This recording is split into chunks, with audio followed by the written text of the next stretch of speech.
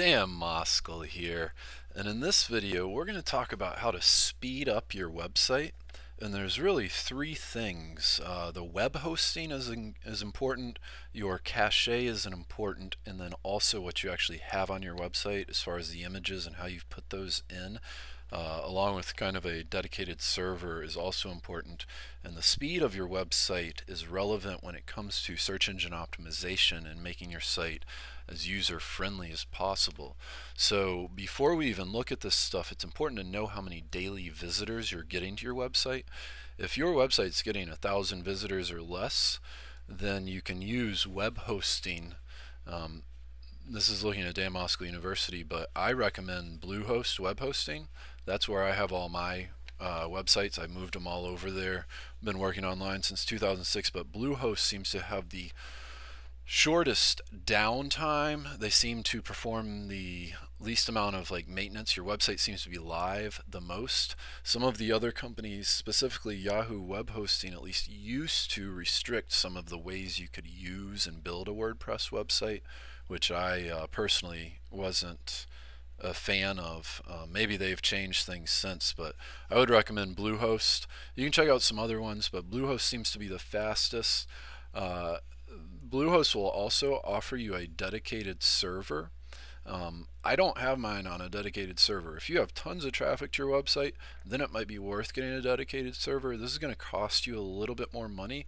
My websites are on shared servers though, and like I said, if you have less than 1,000 visitors daily, you can go with a shared server. It might be worth it to you, and I hope you're making enough money to justify a private server, which will help to speed up your website. One of the other easy things is on your WordPress website is the plugins.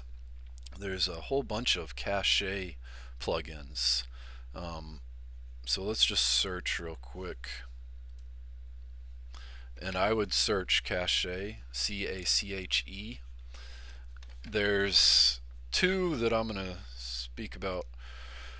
Check out some of these if you want. This is the one I have on most of my websites, the WP Super Cache. This one seems to be the easiest for me to, I feel like I'm just turning it on, and we'll look at that one a little bit more. But I've also heard this W3 Total Cache was really good. I've loaded it and installed it a few times and just have a little bit of trouble actually. It seems like it's over techy and they could have changed things, but let's go ahead and look at the one we do have installed, which is the WP Super Cache. And once you install it, it's going to show up in your settings menu. It's going to have its own little WP Super Cache. And this is all you have to do to use it. All I do is just caching on, recommended, update status. And if you want, you can do test cache. You don't really have to do this, but the idea, if you're not familiar with Cachet, is essentially they're going to take a copy of your website. This is kind of just a big generalization and just a metaphor, but they'll take a copy of your website so it's quicker and easier to load when people visit your website. So if you make a change, so for example, if on this website, let's say I took out this whole subscribe section, whoops, you see it, the subscribe section over here, let's say I wanted to remove that, it would take a few minutes, maybe a couple hours before all my pages would update to remove that subscribe button when the Super Cache is on. Sometimes if you're making changes, it might be worth it and helpful for you to make sure that your caching's off.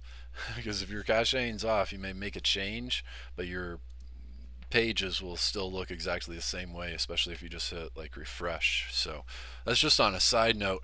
Like I said, WordPress Cachet seems to be the best that I've used.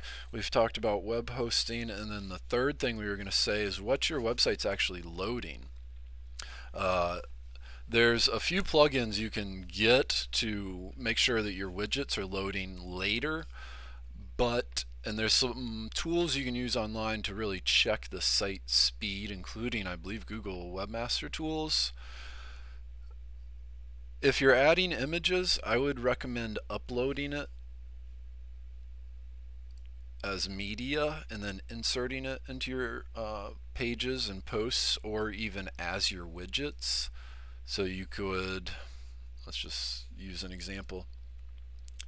Inserting it this way should make it a little bit easier and quicker for your website to load a little bit faster rather than placing it another way. This it's a little bit kind of geeky, and I'm not enough of a geek to speak about it right now, but not sure exactly what they even do. It just makes, it's supposed to at least make it a little bit quicker. Generally speaking, the more things that you're loading that load, like when your website comes up, the slower it's going to be, generally speaking. But this isn't something you really need to start worrying about until you're really getting some heavy traffic. And once you get some heavy traffic, much past a good web hosting company and having a cache, those are things you should worry about off the bat. Make sure that you don't overload your stuff. It would be helpful to go and look at your website from from a few different computers to check the loading time. And like I said, I believe Google has some tools. If not, I know there's some other tools to help check the loading time and speed of your website. And anyways, we'll talk some more about this in some more details. If you have some specifics about the speed of your website, please comment below and let me know, and we can do a video or address it on our website, Dan Moskal University. Go visit Amazon.com and you can find a copy of our book, How to Create a Website Easy Button by Dan Moskal. And please like this video, share it with your friends, family, and colleagues, and leave a comment below, and have a wonderful afternoon. Thanks for watching.